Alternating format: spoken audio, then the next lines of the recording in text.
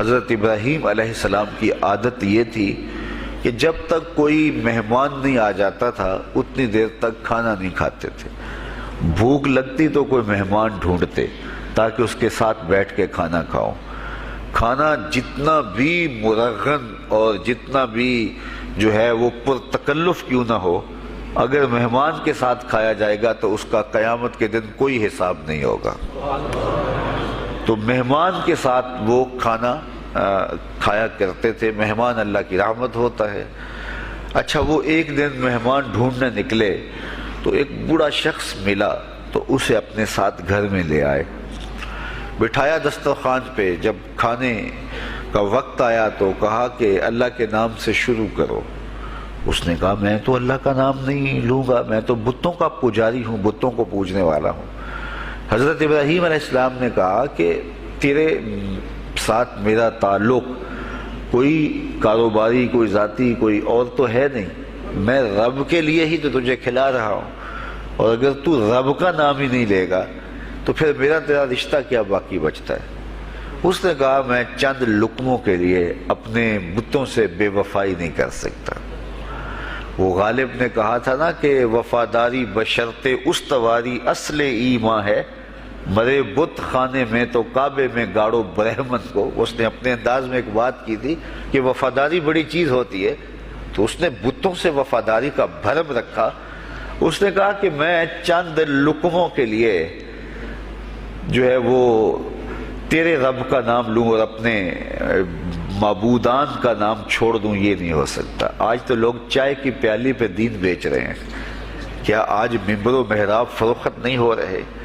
لیکن اس بوڑھے شخص نے کہا کہ میں چند لقموں کے لیے، چند ٹکڑوں کے لیے میں اپنے بتوں سے بے وفائی نہیں کر سکتا۔ حضرت ابراہیم نے کہا تو اگر بتوں کے ساتھ اتنی محبت رکھتا ہے تو پھر میں بھی رب کے نام کے علاوہ تجھے دینے پہ آمادہ نہیں ہوں۔ وہ دسترخوان سے اٹھ کے چلا گیا۔ وہ چلا گیا تو جبریل امین حاضر خدمت ہوئے، رب کا سلام دیا، اے ابراہیم۔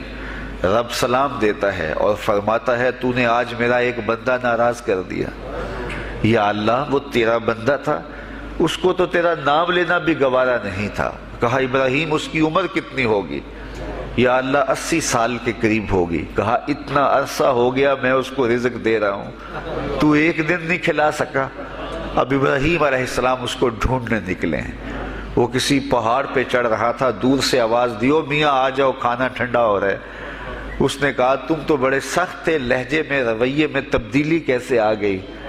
کہا کہ اسی رب کا پیغام آیا ہے کہ مجھے اتنا عرصہ ہوا اسے کھلاتے ہوئے، وہ مجھے نہیں بھی مانتا تھا، پھر بھی میں اس کی ضروریات کو پورا کرتا رہا ہوں، اور تم ایک دن نہیں دے سکے؟ تو آؤ کھانا ٹھنڈا ہو رہا ہے۔ کہا تے رب کا نام نہیں لوں گا، کہا نہ لینا۔ کہا اتنی تبدیلی؟ کہا اسی رب کا سندیس آیا ہے، اسی رب کا پیغام آیا ہے۔ کہا پھر کھانا بعد میں کھاؤں گا، پہلے اپنے رب کا مجھے غلام بنا لے۔ تو کوئی مانے اس کو بھی دیتا ہے، کوئی نہ مانے اس کو بھی دیتا ہے، بلکہ دنیا کے اوپر کافروں کو زیادہ دیتا ہے۔ ایک روایت میں آتا ہے کہ اگر اہل ایمان کی دلجوئی کا لحاظ نہ ہو تو کافروں کے گھروں کی سیڑھیاں سونے اور چاندی کی ہوں، لیکن یہ کہیں گے ہمیں تو مار ہی دیا ہے۔ اور اقبال نے کہا تھا نا کہ کافر کو دیے حور و قصور اور مومن کے لیے فقط وعدہ حور۔ تو اس لیے ان کی دلجوئی ہے، ورنہ کافروں کو اتنا دور، چونکہ ان کا حصہ آخرت میں نہیں ہے، ان کا حصہ صرف دنیا ہے۔ دنیا پہ عیش کریں، دنیا پہ عیش و عشرت کی زندگی گزارے، دنیا ہی دنیا، آخرت میں ان کا کوئی حصہ نہیں۔